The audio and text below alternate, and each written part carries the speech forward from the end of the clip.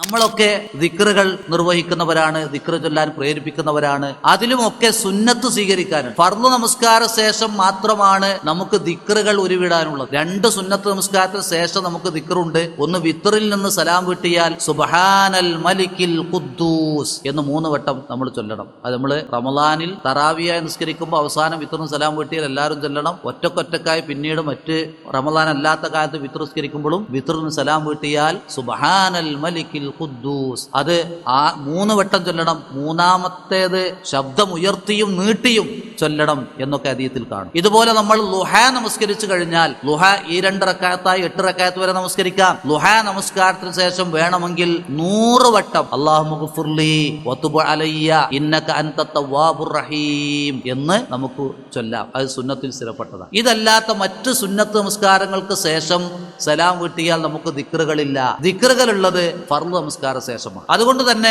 ഫർള് നമസ്കാര ശേഷം നമുക്ക് കൈ ഉയർത്തി പ്രാർത്ഥിക്കേണ്ട ആവശ്യവുമില്ല. അതുകൊണ്ടാണ് നബി സല്ലല്ലാഹു അലൈഹി വസല്ലമയും സ്വഹാബത്തും ഫർള് നിസ്കാര ശേഷം കൈകൾ ഉയർത്തി പ്രാർത്ഥിച്ചത് ഹദീസുകളിൽ സ്ഥിരപ്പെടാത്തത്. കാരണം എന്താ? ഫർള് നിസ്കാര ശേഷം എന്ന് പറഞ്ഞാൽ സലാം വിട്ടിക്കഴിഞ്ഞാൽ മഹല്ലു ദിക്റിൻ, ദിക്റുകളുടെ സമയമാണ്. ഇതൊക്കെ നമ്മൾ സുന്നത്ത് അനുസരിച്ച് ശ്രദ്ധിക്കണം.